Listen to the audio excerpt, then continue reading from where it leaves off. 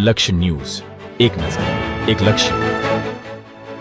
થરાદ નર્મદા વિભાગ સામે ઠાકરસિંહ રબારી આકરા પાણીએ 15/3/2025થી નર્મદા કેનાલમાં પાણી બંધ કરવાની ફરે છે. સોશિયલ મીડિયામાં નોટિસ. ઠાકરસિંહ રબારીએ કેનાલના પાણી મુદ્દે કાઢ્યો બળાપો. 30/4/2025 સુધી પાણી ચાલુ રાખો. ખેતરમાં ખેડૂતોનો પાક ઊભો છે. પાણી કાપવું હોય તો ઉદ્યોગપતિનું કાપો. ખેડૂતોને કેમ હેરાન કરો છો? ગુજરાત સીએમએ જળ સંચયને કર્યો અનુરોધ. ઠાકરસિંહભાઈ રબારી, વાવ, થરાદ કોંગ્રેસના લોકપ્રિય છે આગેવાન. જય કિસાન. નર્મદા વિભાગની છેલ્લા 2 દિવસથી ગ્રુપોમાં નોટિસ ફરી રહી છે. ખેડૂતોને 15/3 પાણી બંધ કરવાનું છે. પરંતુ દુઃખદ એ બાબતનું છે કે નોટિસમાં એમ લખો છો કે બકનળીઓ કાપી દેવામાં આવશે.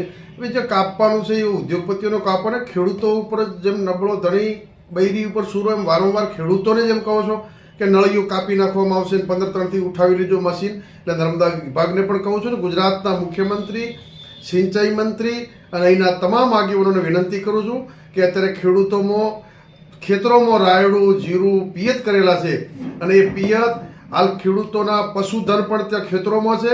એટલે રાજ્ય સરકારના મુખ્યમંત્રીને વિનંતી કરું છું કે આપ એપ્રિલ મહિનાની 30 તારીખ સુધી પાણી ચાલુ રાખો, ખેડૂતોની વેદના સમજો.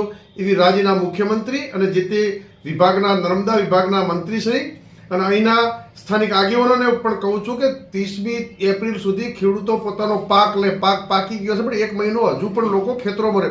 એમના ઢોરોને પાણી પીવા માટે, લોકોને પીવા માટે એપ્રિલ મહિના સુધી રાખો એવી વિનંતી કરું છું.